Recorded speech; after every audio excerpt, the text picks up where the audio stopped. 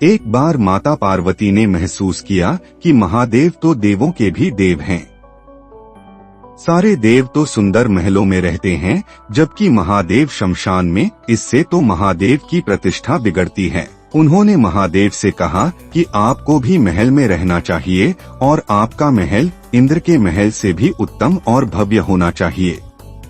उन्होंने जिद पकड़ ली कि अब ऐसा महल चाहिए जो तीनों लोक में कहीं भी न हो। महादेव ने समझाया कि हम तो ठहरे योगी, महल में तो हमें चैन ही नहीं पड़ेगा। महल में रहने के बड़े नियम विधान होते हैं और मस्तमौला और घरदानी के लिए महल में रहना मुश्किल है। परंतु देवी का तर्क अपनी जगह पर कायम रहा कि देव यदि महल में रहते हैं तो महादेव शमशान में और बर्फ की चट्टानों पर क्यों रहें। अतः महादेव को माता की बात माननी पड़ी। उन्होंने विश्वकर्मा जी को बुलाया और उन्हें ऐसा महल बनाने को कहा जिसकी सुंदरता की बराबरी का महल त्रिभुवन में कहीं न हो, वह न तो धरती पर हो न ही जल में।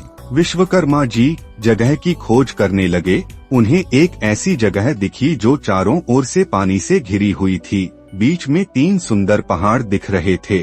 उस पहाड़ पर तरह तरह के फूल और वनस्पति थे। यह लंका थी। विश्वकर्मा जी ने माता पार्वती को उसके बारे में बताया तो माता प्रसन्न हो गईं और उन्होंने एक विशाल नगर के निर्माण का आदेश दे दिया।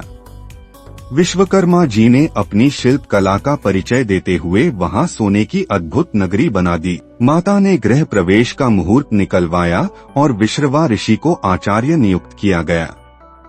सभी देवताओं और ऋषियों को निमंत्रण मिला। जिसने भी महल देखा वह उसकी प्रशंसा करते नहीं थक रहा था। गृह प्रवेश के बाद महादेव ने आचार्य से दक्षिणा मांगने को कहा। महादेव की माया से विश्रवा को लालच आ गया और उन्होंने महादेव से दक्षिणा के रूप में लंकापुरी ही मांग ली। महादेव ने विश्रवा को लंकापुरी दान कर दी। पार्वती जी को विश्रवा की इस धृष्टता पर बड़ा क्रोध आया। उन्होंने क्रोध में आकर शाप दे दिया कि तुमने महादेव के भोलेपन का लाभ उठाकर मेरे प्रिय महल को हड़प लिया है।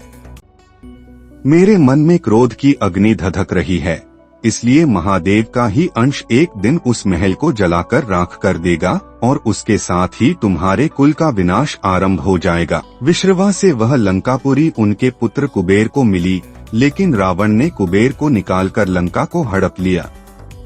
शाप के कारण शिव के अवतार हनुमान जी ने लंका जलाई और इस प्रकार विश्रवा के पुत्र रावण, कुंभकर्ण और पूरे कुल का विनाश हुआ।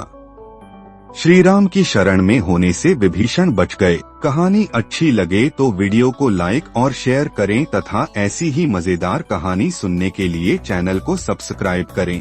धन्यवाद दोस्तों।